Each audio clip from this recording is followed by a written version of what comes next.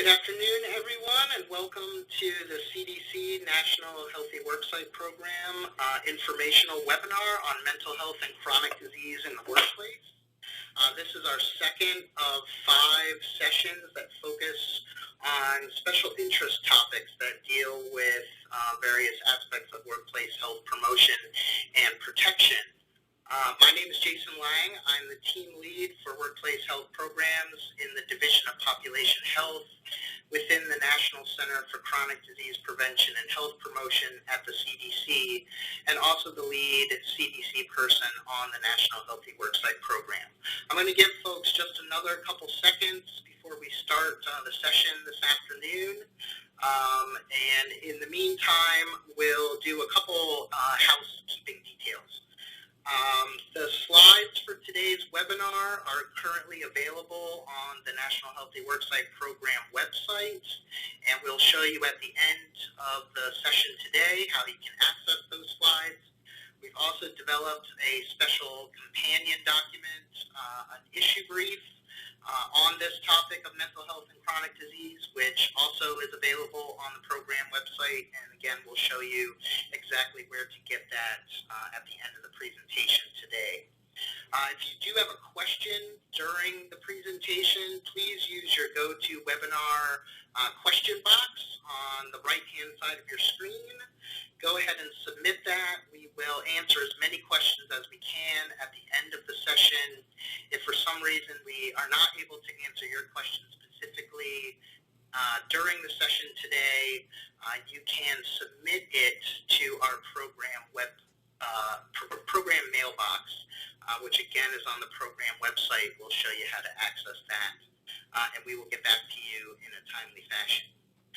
By virtue of participating on the session today, you are subscribed to our constant contact distribution list and will be able to receive future communications, announcements, and updates that we have with respect to the National Healthy Worksite Program. There's nothing that you have to do to be on that list. You're already on it. If for some reason you do want to take yourself off the mailing list, again, just send us a message through the program mailbox indicating you'd like to be removed, and we'll certainly do that for you. The last piece of housekeeping I have today is to let everyone know that continuing education credits for today's session will be available. And at the end of the presentation today, Toy Williams, our program manager for the National Healthy Worksite Program, will walk everyone through the process to access the evaluation forms to get those credits. I'd like to introduce our speakers for this afternoon. Our first speaker today is Jamie Becker. Jamie's going to talk about and provide for us an overall background and talk about some of the main issues with respect to mental health and chronic disease. Jamie is the Associate Director of Health Promotion for the Laborers Health and Safety Fund of North America and has been with the fund for over 10 years. Jamie addresses the mental and behavioral health needs of a 500,000-person international labor union and their signatory contractors. This includes addressing issues pertaining to health and wellness, substance abuse, crisis management, general mental health issues, and benefit development. Jamie sits on numerous health and safety-related advisory committees and has been involved in several health and safety research studies. She has worked in the field of employee health and wellness for over 15 years and is a licensed clinical social worker. Jamie obtained a Bachelor of Arts in Sociology from the University of Colorado and a Master of Social Work in Employee Assistance Programs and Addictions from the University of Maryland. Our second speaker this afternoon will be Dr. Richard McKeon. Dr. McKeon will focus his remarks on the issue of suicide prevention. And Dr. McKeon received his PhD in clinical psychology from the University of Arizona and a Master's of Public Health and Health Administration from Columbia University. He has spent most of his career working in community mental health. In 2001, he was awarded an American Psychological Association Congressional Fellowship and worked with United States Senator Paul Wellstone covering issues related to health and mental health policy. He is currently Chief of the Suicide Suicide Prevention Branch in the Center for Mental Health Services of the Substance Abuse and Mental Health Services Administration, or SAMHSA. In 2008, he was appointed by the Secretary of Veterans Affairs to the Blue Ribbon Work Group on Suicide Prevention, and in 2009 was appointed by the Secretary of Defense to the Department of Defense Task Force on Suicide Prevention in the Military. He also serves as co-chair of the Federal Working Group on Suicide Prevention. And our last speaker this afternoon is Dr. Paul Landsbergis. Dr. Landsbergis will present about opportunities and success stories from the workplace setting that relate to chronic disease and mental health. He is currently an associate professor in the Department of Environmental and Occupational Health Services at State University of New York, Downstate School of Public Health. Dr. Landsbergis obtained a doctor and a master of public health from Columbia University and holds a doctor of education in labor studies from Rutgers University and a master of arts in psychology from New York University. Dr. Landsbergis has been the deputy editor of the American Journal of Industrial Medicine since 2010 and is on the advisory committee for 2 NIOSH-funded centers. Dr. Landsbergis served on the Cardiovascular Disease Task Force for the New York State Department of Health for 1 year, was a member of the Committee on the Health and Safety Needs of Older Workers for the National Research Council for 2 years, has been a part of the National Occupational Research Agenda Intervention Effectiveness Team for NIOSH for 10 years, and the Health Education Quarterly Guest Editorial Board for Worksite Health Programs since May 1996. So I'd like to give a warm welcome to all our panelists this afternoon, and at this point I'm going to turn it over to Jamie to kick us off. Great. Thank you, Jason, so much, and thank you both Jason and Toy for inviting me to be a part of this special panel and to discuss a topic that is so important and relevant to both the hardworking men and women in our country as well as to their employers. So as Jason mentioned, my job is to basically lay the foundation for today's talk, and the desired outcomes are to promote health and well-being, resulting in a healthier workforce, higher productivity and motivation, reduced absenteeism and presenteeism, and to lower or look at ways to lower healthcare costs. There is a vital link between mental health and chronic health. Mental illness and chronic diseases are closely related. Chronic diseases can exacerbate symptoms of depression, and depressive disorders can themselves lead to chronic diseases. So it's kind of like the chicken or the egg. What came first, the depression or the diabetes, or did the diabetes lead to the depression? First, let's define comorbidity, which is multiple coexisting diseases. Now, many people out there might have heard this term or are familiar with this term when referring to coexisting mental health and substance abuse disorders. That's generally how it's used. However, it can also be used with coexisting mental health and chronic health disorders. 68% of adults with mental disorders have medical conditions, and 29% of adults with medical conditions have mental disorders. So for all of these folks, there would be a comorbid connection between the mental health issue and the chronic health issue. Now, these are the most common mental health conditions in the United States according to the National Institute of Mental Health. Within our country, anxiety disorders affect approximately 18% of the adult U.S. population, and mood disorders affect approximately 9.5% of the U.S. adult population. Often, anxiety disorders and mood disorders co-occur, and they're both clinical disorders and axis 1 disorders. If folks are familiar with the Diagnostic Statistic Manual, they're on the first axis. Now, interestingly, the most common mental illnesses in the workplace are alcohol dependence. 9% of folks in the workforce struggle with alcohol dependence. And then major depression is next, with 8% of the workforce having a diagnosis of mental depression, or major depression, excuse me. And then social anxiety disorders are the third most common mental illness in the workplace, with 7%. And of those, the substance abuse, the major depression, the anxiety disorders, 71% of workers with a mental illness have never sought help.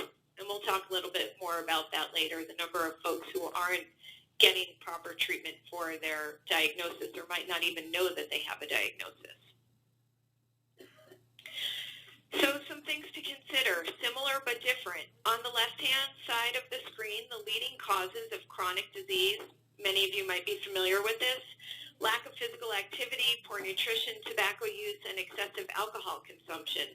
And then on the right-hand screen, we see correlates of depression, and you'll notice the direct similarities, the lack of physical activity, poor nutrition, tobacco use, excessive alcohol consumption, and a lack of social support. So it is pretty obvious to see how a chronic disease could impact a mental health condition and vice versa. So here are some basic chronic disease statistics within our country. Key chronic diseases identified by the CDC include heart disease, cancer, stroke, diabetes, arthritis, and obesity. Chronic diseases are the #1 cause of death and disability in the U.S. In 2009, 145 million Americans, almost half of all Americans, lived with a chronic condition. Treating patients with chronic diseases accounts for 75% of the nation's healthcare spending. And presenteeism, which we define as someone coming to work but basically not being at their highest level of productivity due to health symptoms or a health condition or some sort of disease getting in the way of their productivity, is responsible for the largest share of lost economic output associated with chronic health problems. And the most expensive conditions in terms of presenteeism are arthritis, hypertension, and depression. Then we move on to some mental health statistics. In 2004, an estimated 25% of adults in the U.S. reported having a mental illness in the previous year, and those numbers we're finding are remaining pretty steady, that it is looking like 1 in 4 U.S. adults continues to have a mental health condition. Mental illnesses and substance abuse cost employers an estimated $80 to $100 billion annually in indirect costs. More workers are absent from work because of stress and anxiety than due to physical illness or injury. Presenteeism takes a larger toll on business than absenteeism. It is estimated that up to 1/3 of individuals with a serious medical condition experience symptoms of depression. And depression occurring with a physical illness is often overlooked. So I definitely think these statistics demonstrate the importance of employers taking mental health as seriously as many of them currently do the physical health of their employees. So here's some food for thought, and no pun intended, because these statistics relate to diabetes, and as we know, diet and obesity definitely play a large part in diabetes. In 2010, 8.3% of the U.S. population had diabetes. In 2010, roughly 79 million people had what we call pre-diabetes. And that's when blood glucose levels are higher than normal, but not yet high enough to be diagnosed as diabetes. The CDC projects 1 in 3 people will have type 2 diabetes by 2050 if current trends continue. And studies suggest diabetes doubles the risk for depression, and that 15 to 20% of people with diabetes also have depression. So this is just a snapshot of one chronic condition. So consider all the other chronic health conditions that we know our workforce struggles with. And if you project this out into the future, this is a serious issue for us. It's a serious issue currently, and it's only going to become more so. And we see the component or the role that the mental health component plays with these chronic conditions. And it's just becoming more important than ever that we address them. The potential impact of a chronic illness on employment and job performance, and keep in mind these are just a few and just some things to think about. There definitely are more ways that chronic illness impacts employment and job performance for individuals, but there can be, understandably, the creation of financial uncertainty. With chronic illness often comes pain or fatigue, stress. I mean, if anyone's just had a common cold, you know that even that by itself comes with some stress. So imagine what stress level someone might be feeling as a result of a chronic health condition. It might result in unwanted job changes, lost opportunities for promotion, possibly increased accidents, an impact on work quality and customer service. You know, we just talked about presenteeism, showing up but not necessarily being at one's best. Negative self-image, a chronic disease can definitely take its toll on someone's self-esteem and how they view themselves.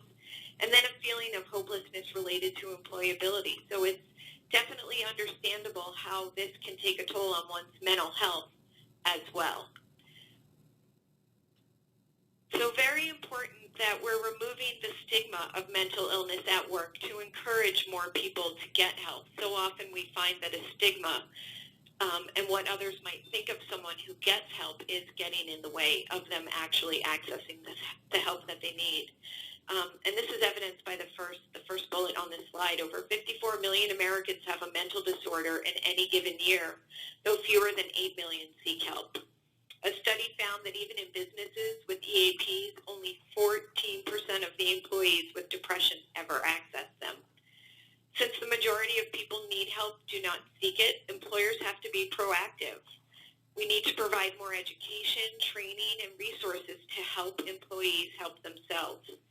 People often feel shame, fear of losing their jobs, concerns about status, promotion, and how they will be perceived by others at work. And then few, if any, employees will take their mental health benefit concerns to leadership or to HR. Health does involve more than behavior change. I know so often we focus on diet and exercise, and those are very important to maintaining good health, but for some people it's more than just what they eat and how often they work out. Socioeconomic considerations can play greatly into someone's health, as well as a genetic predisposition. Someone can employ the healthiest behaviors known to man, and their genetics might just have dealt them a bad hand, and no matter what they do, they might be finding themselves dealing with a serious and chronic health condition. As we see, mental health plays into our health, and then also working conditions. Dr. Paul Landsbergis is going to talk more about this when he has the opportunity to speak, but certainly working conditions can greatly impact someone's health, both their mental health as well as their physical health. And some of the examples are chemical exposures, excessive noise, ergonomic issues, overtime issues, and then increased workloads and line speeds that many people find themselves struggling with these days. So what are some mental health friendly practices that a workplace can employ? Definitely encouraging a culture of taking mental health seriously from the top down. And you're going to see this theme kind of throughout the rest of my slides, that the culture of health is created usually by the top tiers within an organization. And if those tiers will embrace health and good health and encourage the changes necessary to have good health, or for employees to take advantage of what they need to do to be healthy, then you're going to see that trickle down within the organization as well. But if an organization doesn't take its employees' health very seriously, then most other folks in the organization aren't going to either. Some other mental health friendly practices include having formal and informal policies about workplace conduct and how coworkers treat each other. We're definitely seeing a lot more harassment and bullying in workplaces, both in person and electronically. It's also important that an employer will review their benefit structure. In 2008, the Paul Wellstone and Pete Dominici Mental Health Parity and Addiction Act was passed, and this basically says if an employer provides mental health benefits, it's necessary that the coverage for those benefits be on par with the medical benefits. So if there's a $10 copay to see your medical doctor, there's a $10 copay to see your mental health provider. The Patient Protection and Affordable Care Act, also known as PACA or Obamacare these days, also has a mental health component in the essential benefits that a plan has to cover, and those are going to be coming into play in the next couple of years. Also really important that the benefits are communicated to employees so that they know what's available to them. An EAP is one of the best resources to folks, but if they don't know it's there and what it does, they can't take advantage of it. If there's an opportunity to provide speakers on mental health topics, that's a great thing to do, and often local mental health organizations will provide those speakers free of charge or at a very nominal cost. We also encourage incorporating resilience building activities, holding Mental Health Awareness Month, and educating supervisors on how to speak with employees who show a decline in job performance. Now, admittedly, the idea of talking to an employee about a possible mental health or serious health condition can be daunting and almost make a manager or supervisor not want to touch it. But knowing how to conduct an effective management consultation is critical to addressing the performance problems that could be driven by the health or the mental health issue. And really making it about the work performance is a nice way to start to get the person thinking about what sorts of resources they might need. It would also be great if when the supervisor or manager were talking to someone about their concerns, that supervisor or manager knew what resources were available to be able to refer someone to them, such as an employee assistance program. Now, some employer accommodations, admittedly, this is going to differ from employer to employer, and each workplace is going to need to evaluate their own sites, their own situations. Certain professions and vocations might allow a little more flexibility or accommodation than another, but it would be great if employers could, that expression, think outside the box and just consider what accommodations they might be able to make. And some suggestions include, if it's possible, working from home, a flexible break, planning own tasks, working fewer hours or adjustable schedules. Maybe someone, has a harder time getting out of the house in the morning because that's when their pain is greatest. Could they come to work late and then stay later because they work better as the day goes on? A slower pace or a limited duty. And then again, the referral to wellness or an EAP program or any other kind of resource that might be available. So some successful wellness programs, ideas and suggestions. I'm guessing lots of folks hear the term wellness program discussed often. And lots of times employers will put this in place or these kinds of programs in place to address chronic health conditions, but they can also address mental health conditions as well. And they're ultimately there to encourage individuals to take preventive measures to prevent the onset or worsening of an illness or a disease and to adopt healthier lifestyles. So the wellness from an employer's perspective is an investment in the employees. Studies do show that employees perform better when they're in optimal physical and psychological health. And then we also know that employees who are healthier tend to use less health care, take advantage or use their health insurance less and treat less serious conditions, which can also help keep health care costs down. And this is something that employers are struggling with greatly is the rise in health care costs and how to maintain those costs. And definitely a healthier workforce will help do that in addition to being a more productive workforce. So some traits of successful wellness programs are that they're not customized. A wellness program that works well for, let's say, a construction industry might not be the same or as good a wellness program as, a more white-collar environment or an environment where people go to an office every day. Again, the importance of creating the culture of wellness from the top down, just like we want management and supervisors to embrace and encourage folks to get help for mental health and be accepting of that. Encouraging use of a wellness program and adopting healthier lifestyles is important. Also important that a wellness program is comprehensive. As I mentioned, it can address both mental health and chronic health. And then tying incentives to ongoing performance, not just to a one-time success. We really want to encourage ongoing and continued healthy behavior. It would also be great if a wellness program could be offered to spouses and dependents. We want the whole family on board. We don't just want to encourage the good behavior or the lifestyle change at work, but at home as well. And then rewarding the healthy choices. You'll notice in parentheses I have carrot versus stick. The carrot is the potential of a reward, and the stick is the potential of a punishment. And we often are finding in studies that the rewards are working better than the sticks. That's what the studies are showing. So when you hear carrot versus stick, it's reward versus punishment. So if we can reward the healthy choice, we're finding that we get a lot more success with that. And then also the privacy of the health status has to be guaranteed. A reason why a lot of folks don't use an EAP is because they're concerned that their privacy and anonymity is not going to be maintained. And it's really important that the wellness program be able to guarantee the privacy of the health status so that the utilization is as high as possible. And then a wellness program should also consider what are the needs of the workforce. There are as many women as there are men in the workforce now, and we're also finding that people are working longer, they're retiring later.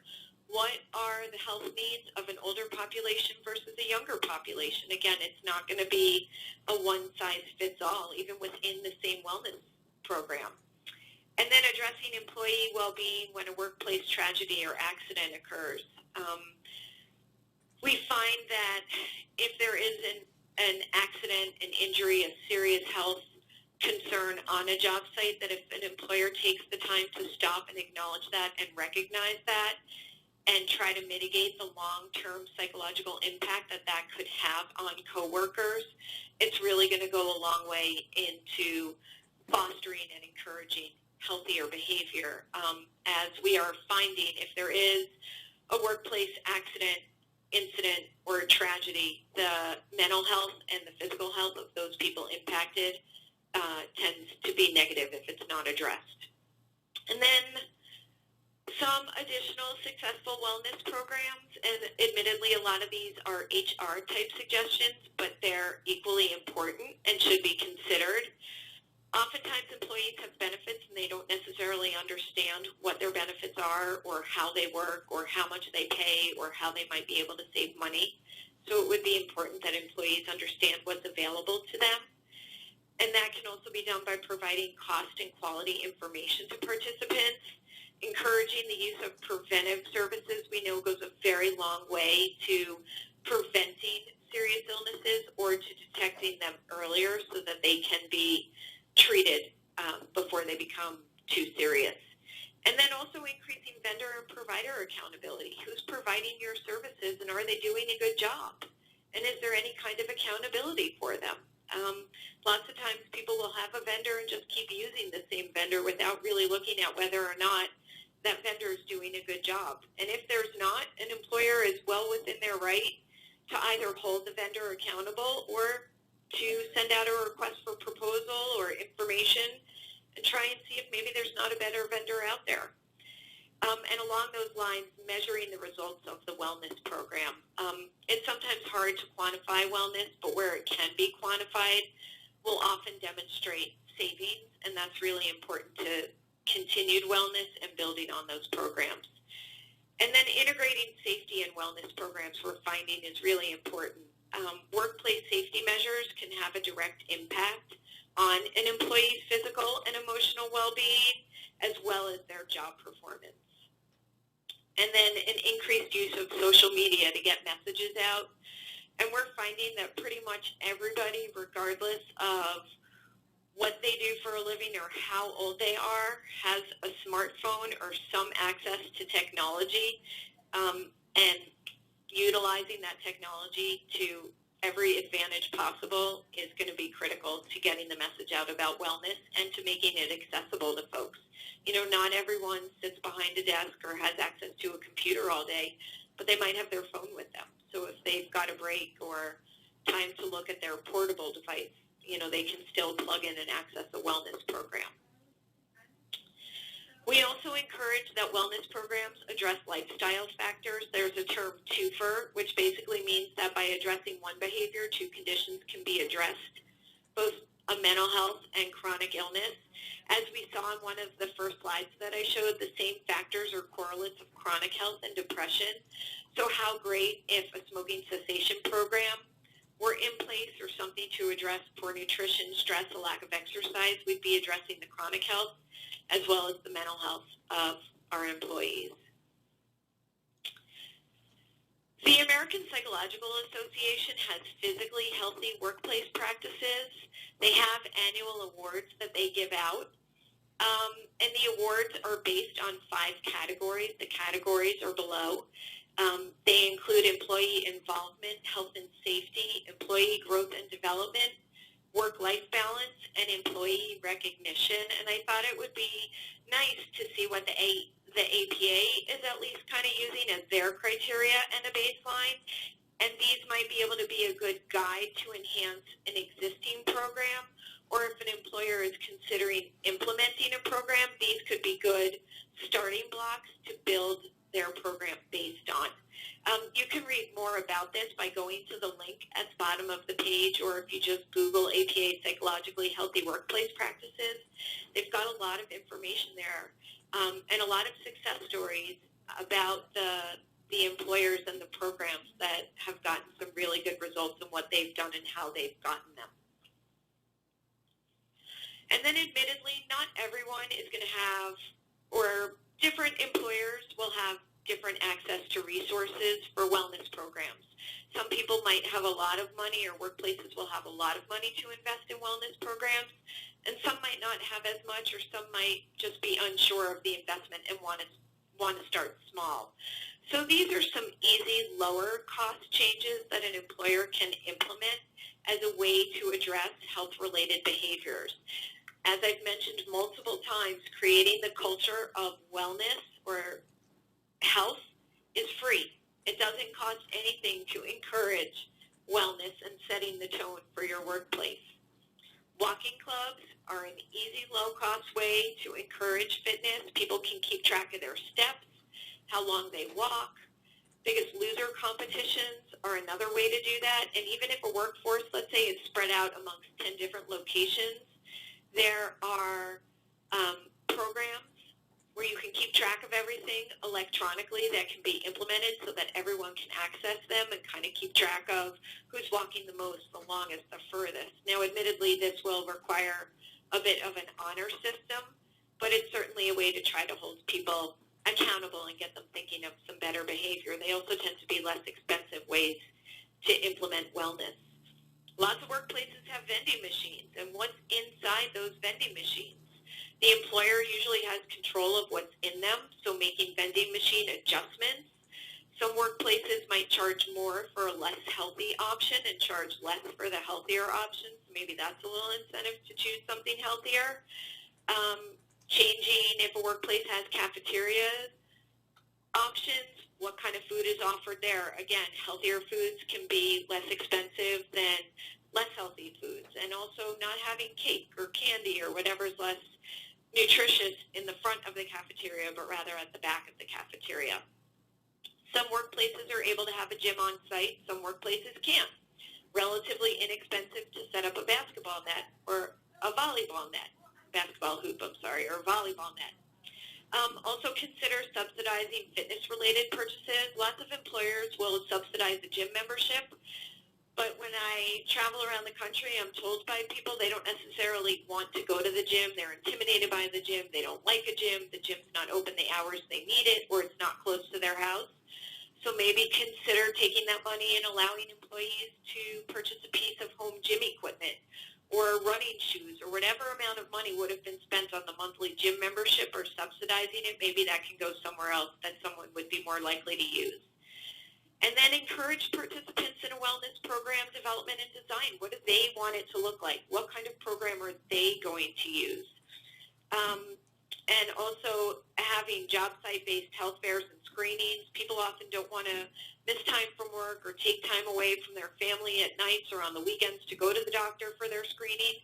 So bring the screening to the job site. And then again, keeping in mind a workforce that might be spread out, perhaps a mobile van, a bus, and some sort of telephonic or video service. So these are just some ideas, some suggestions, some ways to think about incorporating wellness. And rather than saying we can't put a wellness program in or we don't have resources, rather than coming up with all the excuses why it can't be done, I would encourage that employers and employees alike think about ways that it can be done and how we can overcome the obstacles or the hurdles to encourage the healthy workplace both physically and mentally.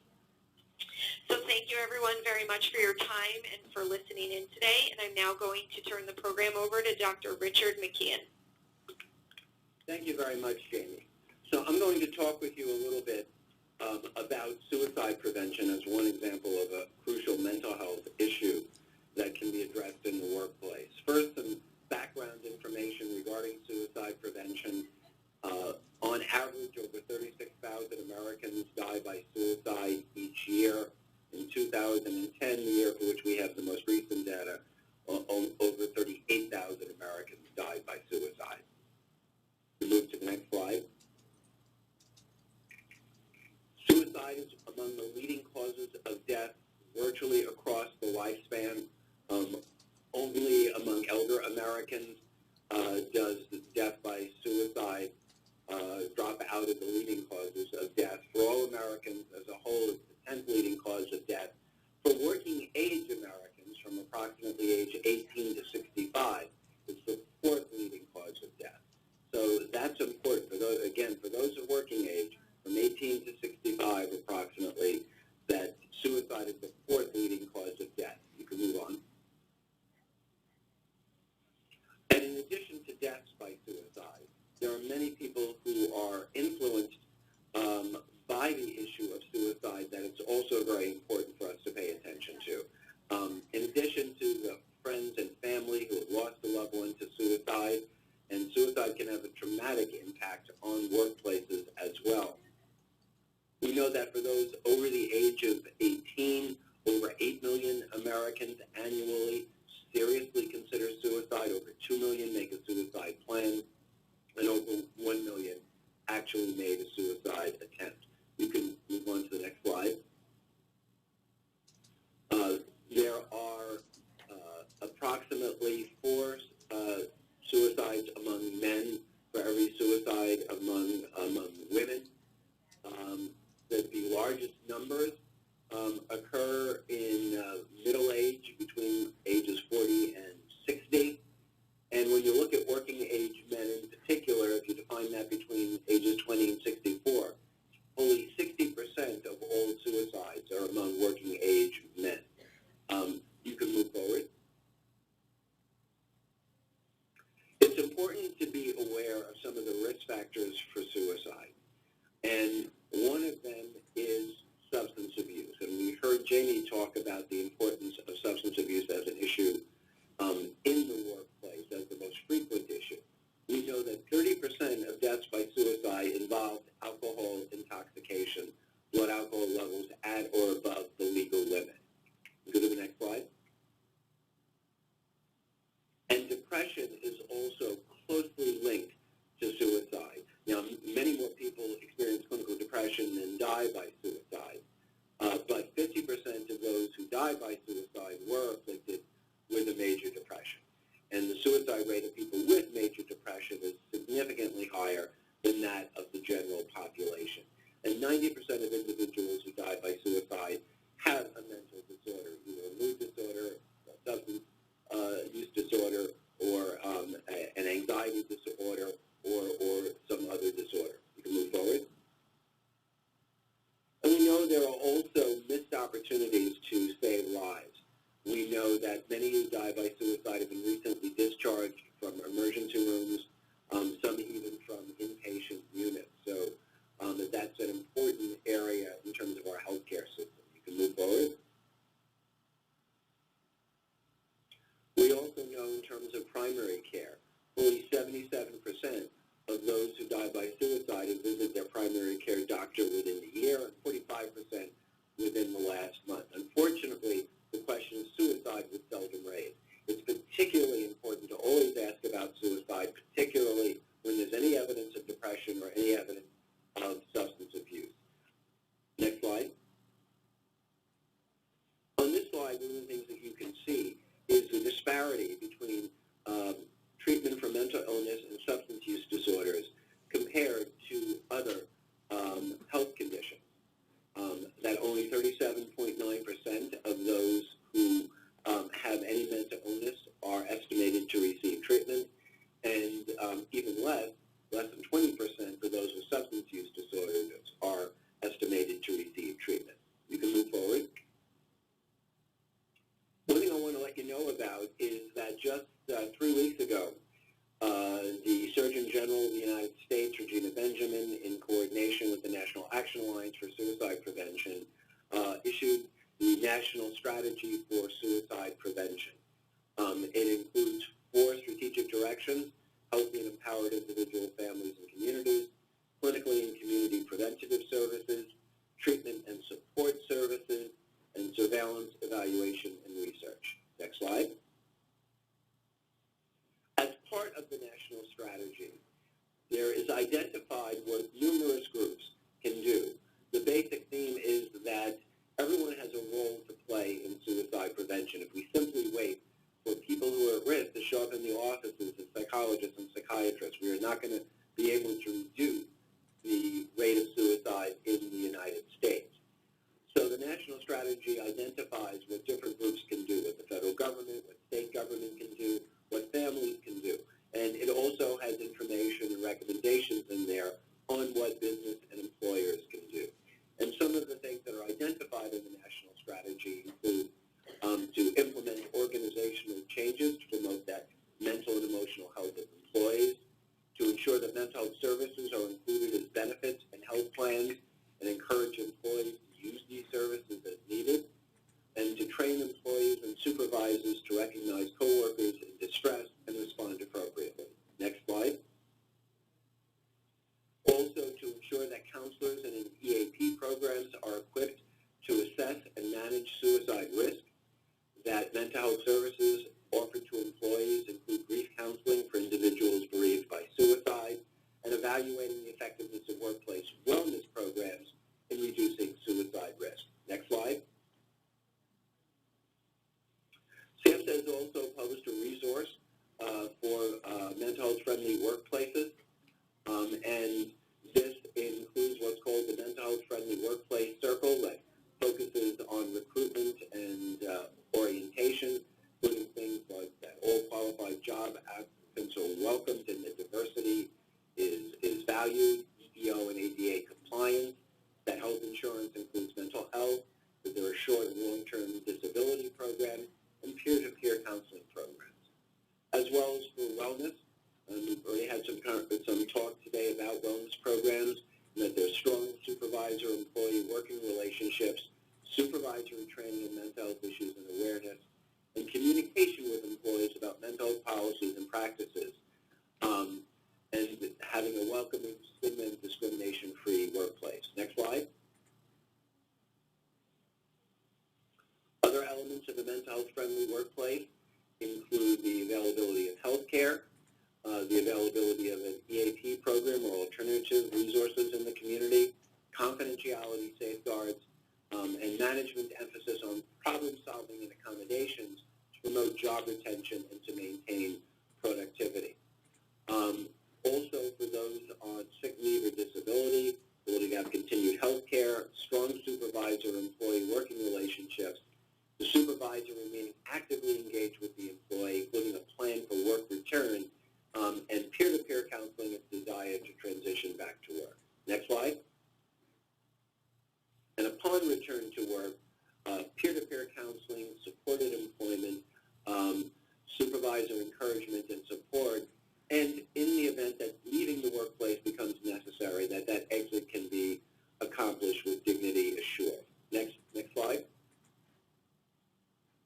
What can supervisors do? Supervisors should not try to diagnose the problem.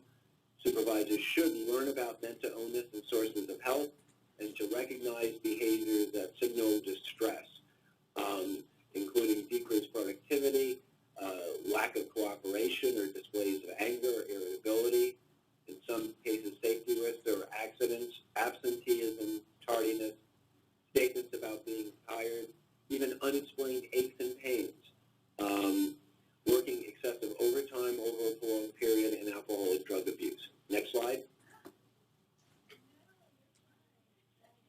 What can supervisors do? You can use your skills to make the workplace feel safe and comfortable for all employees, discuss changes in the work performance with the employee, maintain confidentiality, be familiar with the resources that exist, and recognize that an employee who is experiencing a mental illness may need a flexible schedule during treatment.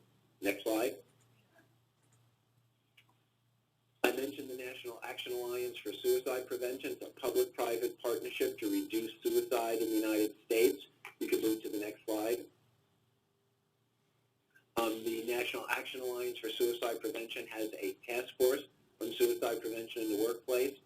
It is working on trying to build the business case for workplace suicide prevention efforts. They've made several public service announcements which are available for use. Again, I would emphasize it's a public-private partnership to reducing suicide. A lot of work has been done in schools for suicide prevention, but the place where many people who die by suicide are in the workplace, and that is why it's an important area for suicide prevention. Next slide. So this is to let you know about some resources. These are the 5 major suicide prevention components that SAMHSA sponsors, and I'm going to talk to you about just a couple of them. You can move on. But first, I want to make the point that while we often think about suicide as being an acute emergency condition, and it certainly is, it's also important to be aware that suicidality is often, in many respects, a chronic condition. And what you can see here, this is mortality from suicide. This is follow-up after a suicide attempt. So what you can see is that there's a period of ongoing chronic risk that takes place for repeat suicide attempts and death by suicide. You can move forward. And this really makes the same point, but in the interest of time, you can just go forward. I would like you all to be aware that a resource available through SAMHSA, the National Suicide Prevention Lifeline, 1-800-273-TALK, that's 1-800-273-8255. Calls are routed automatically to the closest of 159 network crisis centers. You can move forward. There's a special relationship with the Veterans Administration. If you press 1 when you call the National Suicide Prevention Lifeline, the call can be immediately connected to a Veterans Crisis Center in Canandaigua. You move forward. The Lifeline also has a crisis chat service available through its website, and many people now are communicating using chat and texting, as was mentioned earlier. Next slide. Another resource I'd like you to be aware of is the Suicide Prevention Resource Center, probably the best single source of information on suicide that exists anywhere. The URL is www.sprc.org. You can move forward. You'll have to do it a couple of times. Those red circles will pop up. Okay. And then finally, another resource available through SAMHSA are these wallet cards. They basically have the warning signs for suicide in the inside and on the outside, the National Suicide Prevention Lifeline number. You can move to the next one.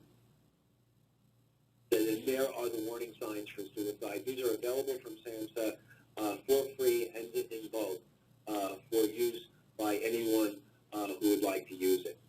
And I believe that that is my last slide, and I would like to now turn it over to Paul. Thank you. Well, I would like to talk today about what we can do to reduce the 3 major sources of disability in the United States and other industrialized countries. Our previous 2 speakers talked about psychological disorders and cardiovascular diseases. I'd also like to add another major source of disability, that is musculoskeletal disorders, which include carpal tunnel syndrome, tendinitis, low back pain. About 7 to 14% of the workforce is disabled in these countries, and that percent is increasing. We're also interested in cardiovascular disease because it is the #1 cause of death in the U.S. and other developed countries. Next slide. Okay, we've also learned that there's a large and growing body of research that the way we organize work is an important risk factor for these 3 major chronic diseases and for other conditions. And therefore, programs to improve work organization can have benefits across a wide range of chronic diseases. Now, what do we mean by work organization? Next slide. And next slide. Okay, so at the job level, we see sources of stress on a job can include long work hours and shift work, high demand, low control work, which we call job strain, job insecurity and harassment. And of course, these Job factors can be influenced by what's going on at the employer level. Is there downsizing or outsourcing going on? Are staffing levels adequate? Are labor management relations cooperative or not? And this is, of course, influenced by what's going on in the economy as a whole. What is the unemployment rate like? Are labor regulations weak or strong? What proportion of the workforce is unionized? Another way of looking at stressful work organization, next slide, would be the two pictures on the left-hand side, which show factory work, as well as the picture on the right-hand side, which is office work, in this case a call center. Now, we know from the research, next slide, that job strain, high demand, low control work, is an important risk factor for the three major chronic diseases. In studies from various countries around the world, about 5 to 25% of these three major chronic diseases were due to job strain in one study, about 15% of depression due to job strain in another, and job strain also increases the risk of disability pension. So, as the previous speakers have mentioned, this is a major cost. These diseases and work stress is a major cost to both employers and to taxpayers. Okay, next slide. If we want to see how job stress may lead to cardiovascular disease, there's a variety of ways. Through promoting unhealthy behaviors, through increasing blood pressure and weight, through increasing risk of burnout and depression, and other ways. And on this slide, I've tried to list in boldface the areas where the research is stronger, showing these connections. Okay, next slide. Similarly, there's a variety of ways in which job stressors can increase the risk of musculoskeletal disorders. In part, this is because of the way how we design jobs. Is the pace of work controlled by a machine? Are there adequate rest breaks? Is there a lot of overtime work? And the other major way is because stress creates various physiological reactions in our bodies. And some of these, the ones listed here on the slide, can contribute to the development of these musculoskeletal problems. Next slide.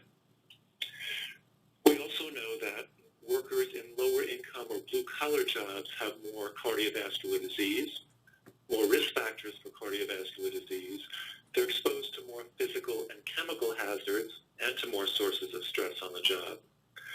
The impact of job stress on the risk of disease is greater if they're in a lower income job, but they tend to participate less in health promotion programs. So this is a group that we really need to reach through workplace health programs. Now, so far I've been describing the bad news, but there's a lot of good news out there also. There are many programs and policies, next slide, that can reduce work stress and reduce the risk of chronic disease. At the individual level, health promotion programs, workplace programs, and national laws and regulations. Next slide. The National Institute for Occupational Safety and Health, NIOSH, which is part of the CDC, is promoting this idea through their Total Worker Health Program. That is, integrating health promotion with occupational health, with preventing disease through improving the work environment. Next slide.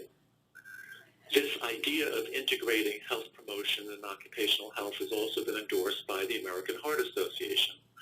They said we need changes in the work environment to encourage healthy behaviors and promote occupational health, that we need to target interventions for groups that are underserved, more vulnerable, lower income groups, as I mentioned before, and that worksite wellness programs really need to help working families balance work and family through programs such as child care and flexible work schedules. So let me provide some examples of programs in the workplace that are attempting to do this, integrate occupational health and health promotion. So this 5-year program that was conducted in Copenhagen, Denmark, tried to reduce the cardiovascular disease risk of bus drivers, a group at high risk of disease, through a series of programs that were conducted cooperatively by management, labor, and researchers. What were the kinds of things that they were doing? Next slide. One thing, they were testing more flexible work schedules, trying to promote better communication between management and drivers, traditional health promotion, smoking cessation, healthier food available at work, education of managers in personnel management and communication, courses for drivers on handling threats of violence, and an improved physical work environment. And what we saw after this 5-year series of interventions, when they did a survey after 5 years, they found that compared to baseline, drivers reported less job stress, less fatigue, fewer reported that they couldn't take their full break or that their rush hour timetable was too tight or that managers didn't treat the drivers well. More of them reported that they exercised and engaged in healthier eating. So some evidence that these interventions worked. Another interesting study, next slide, was conducted in a hospital in Quebec, Canada. And here also this was conducted by hospital management together with the labor unions and researchers from the local university who conducted surveys, interviews with employees. They fed back the results of the surveys to the intervention team and to employees. And this intervention team did a wonderful job of developing 56 different specific working conditions that they believed were causing employees stress. And they recommended solutions for each one of these conditions. Now, I don't have time today, of course, to go into all 56, but if you read the article, it's a wonderful detailed description of exactly what they did. Just a couple of examples of some of the intervention targets. Providing nurses with greater consultation on staffing, training, and schedules, improving team communication and support, more task rotation and job enrichment, and reducing delays in filling open staff positions. Now, next slide. They did follow-up surveys in this workplace after a year and after 3 years, and they compared those results to another hospital in the area that did not have this intervention. And what they found was that in the hospital with this prevention program, compared to the other hospital, there were greater reductions in sources of work stress, greater improvements in healthy working conditions, and most importantly, reductions in anxiety, depression, and burnout, reductions in mental health problems in the intervention hospital. Okay, next slide. Another interesting program was conducted in 15 Massachusetts worksites that were randomly assigned to either just having a wellness program or a wellness program plus an occupational safety and health program. And they found, interestingly, that workers in the occupational safety and health plus wellness program were more likely to quit smoking than in the wellness-only program. So more evidence for the effectiveness of this kind of integrated program. Next slide. Another program that looked to reduce musculoskeletal disorders in the workplace was conducted by hotel housekeepers and their union, along with researchers from the local medical school in San Francisco, where they conducted surveys, focus groups. They identified some of the hazards in their workplaces. They looked at what kinds of factors had been increasing stress on the job for them. And the results of this study were given to management and the union for their contract negotiations that were going on that year. And in the 1999 contract, the daily room quota for hotel housekeepers, the number of rooms they had to clean, was reduced from 15 to 14. And for workers that had a lot of checkout days, which are busier, to 13. And this kind of research and bargaining has been continuing ever since then in hotels throughout the United States. Okay, next slide. Many people are working into older ages these days because they enjoy the work or they need the money. And so it's raising important questions about what can we do to ensure that people can continue to work productively and healthy as they get older. Next slide. One thing that we shouldn't do is have jobs with job strain, high demands and low control. This study from Quebec, along with other studies, has shown that workers who have had a heart attack and return to work return to a situation of job strain are twice as likely to have a second heart attack. So for healthy aging at work, we need to reduce job strain. Next slide. Another good way to go about promoting healthy workplaces is through occupational medicine clinics. And there's a number of those clinics around the country. They have trained specialists who ask employees about working conditions, who are trained to diagnose work-related chronic diseases, provide and refer for treatment. But most importantly, they also get involved in prevention activities in the workplace, including, in some cases, managing health promotion programs. And for all these reasons, they tend to be trusted more by lower-income, blue-collar workers. Next slide. So these clinics have the potential to, working with employers and unions, conducting worksite screenings and surveillance, identifying occupations in the workplace at high risk for chronic disease, and working together with specialists to promote occupational health and wellness. Okay, next slide. So finally, another way in which we improve occupational safety and health is through laws and regulations. We have the Occupational Safety and Health Law and other laws at the national level. There's also been proposed and passed various state laws in recent years, such as laws that provide minimum staffing levels for nurses in hospitals, laws that ban mandatory overtime for healthcare workers, and laws in some states and some cities that provide for paid family leave and a minimum number of paid sick days for workers in those cities as a way of reducing the stress of work. So, next slide.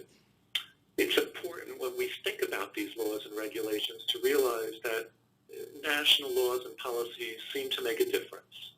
This slide shows a recent study comparing the United States, shown in the white bar, with England, the gray bar, and other European countries, the black bar, on rates of chronic disease in middle age. And as you can see, we have higher rates of chronic disease in middle age if we look at heart disease, stroke, hypertension, diabetes, cancer, lung disease, and other conditions. So something we're not doing, we need to do more to reduce this chronic disease in our country, including look at laws and policies.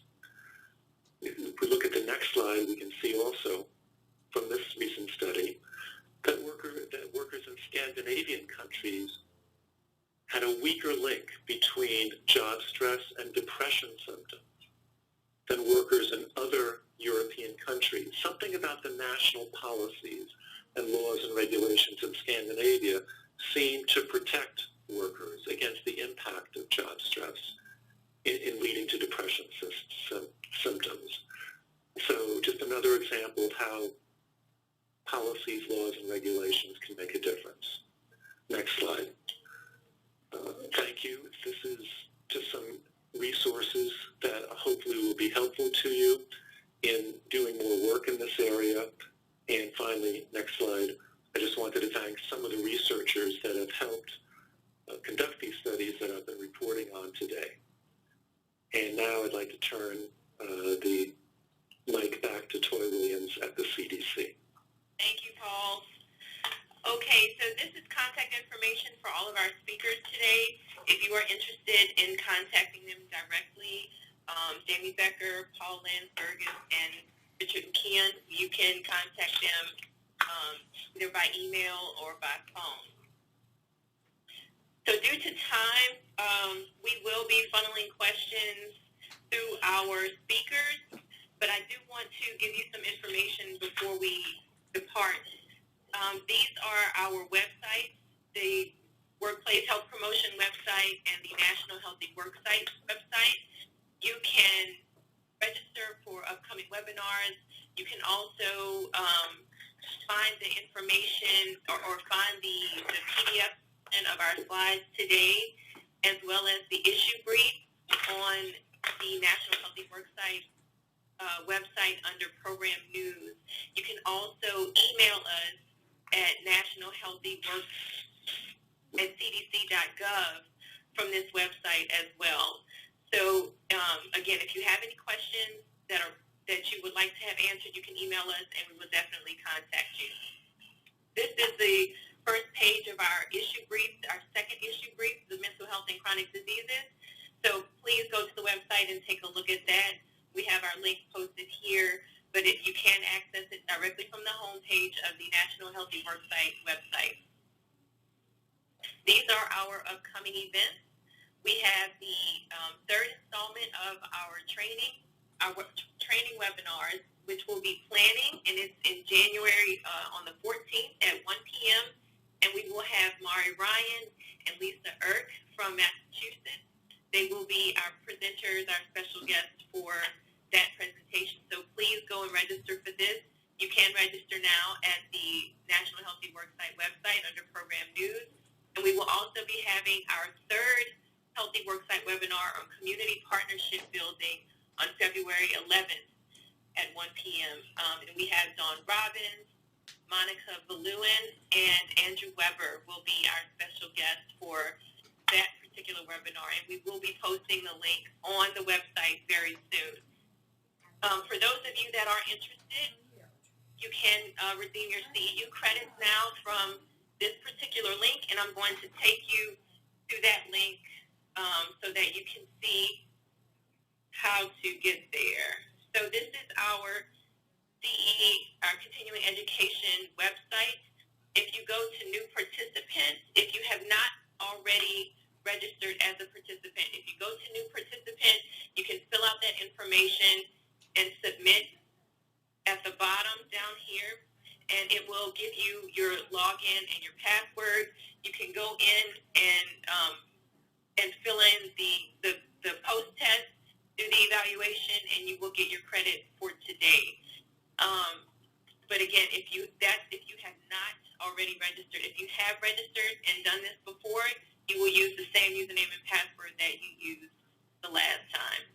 So again, we want to thank all of you for joining us today, and we want to send an extreme thank you to our speakers for doing such a great job, and hopefully you'll join us for the next one. Thank you.